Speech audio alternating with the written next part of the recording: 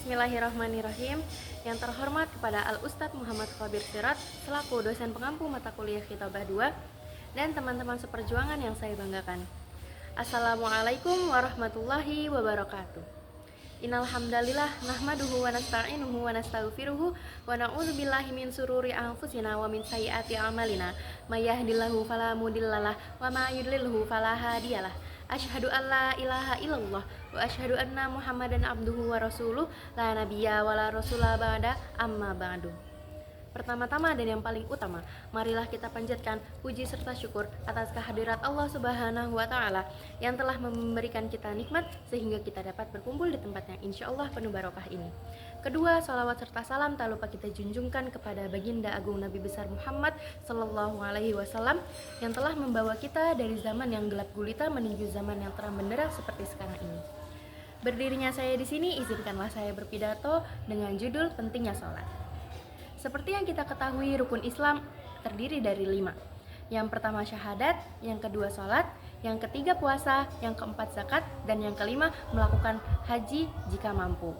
Melalui perintah sholat yang dilakukan dalam perjalanan Isra Mi'raj yang membawa Nabi Muhammad SAW terbang ke langit Sidratul Muntaha, perintah sholat ini sifatnya berproses.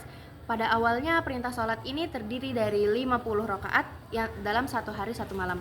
Kemudian disederhanakan menjadi 5 waktu dalam satu hari satu malam.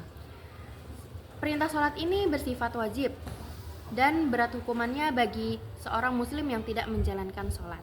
Mengingat betapa pentingnya kewajiban sholat, bahkan orang yang sedang sakit pun tetap diwajibkan untuk melaksanakan sholat. Meskipun melaksanakan sholat dalam keadaan berbaring dan lain sebagainya. Sholat menjadi amalan yang pertama kali dihisab di yaumil akhirat kelak.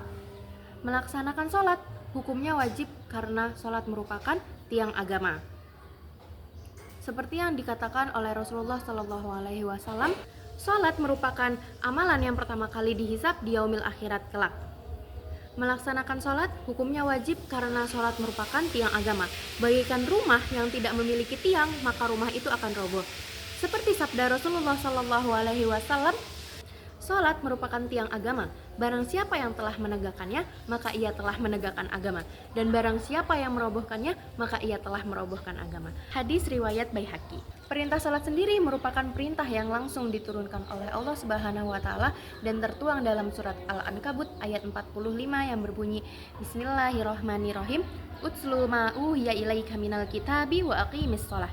Innas sholata tanha 'anil fahsya'i wal munkar. Wala dzikrullahil akbar wallahu ya'lamu wa antum tasna'un. Begitu pentingnya sholat sehingga Rasul menegaskan bahwa pembeda antara muslim dan kafir ialah sholat. Artinya, di saat seseorang meninggalkan sholat, maka ia telah berada di ambang pintu kekafiran. Sehingga sholat harus ditegakkan. Karena jika tidak ditegakkan, maka seluruh amalan yang dilakukan selama hidupnya tidak akan diterima oleh Allah Subhanahu wa Ta'ala. Meninggalkan sholat fardu, hukumnya sangat berdosa, dosanya sangat berat. Yang pertama, jika kita meninggalkan sholat subuh, dosanya sama seperti kita di neraka selama kita berada di akhirat. Yang kedua, jika kita meninggalkan sholat zuhur, dosanya sama seperti kita membunuh 1000 umat Islam. Yang ketiga, jika kita meninggalkan 1 kali sholat asar, dosanya sama seperti kita menghancurkan Ka'bah. Yang keempat, jika 1 kali meninggalkan sholat maghrib, dosanya sama seperti kita berzina dengan orang tua kita sendiri. Dan yang terakhir, 1 kali meninggalkan sholat isya, dosanya sama seperti apa saja yang kita lakukan selama di dunia itu tidak diridhoi oleh Allah Subhanahu wa Ta'ala. Na'udzubillahi min dzalik. Oleh karena itu, kita sebagai umat Islam wajib bagi kita untuk melakukan sholat. Selain karena sholat itu adalah kewajiban, sholat itu juga bisa mendekatkan diri kita kepada Allah Subhanahu wa Ta'ala dan kita juga mendapat ketenangan hati. Mungkin cukup sekian pidato yang dapat saya sampaikan. Kurang lebihnya mohon dimaafkan. Wallahul muwaffiq ila aqwamit thoriq. Assalamualaikum warahmatullahi wabarakatuh.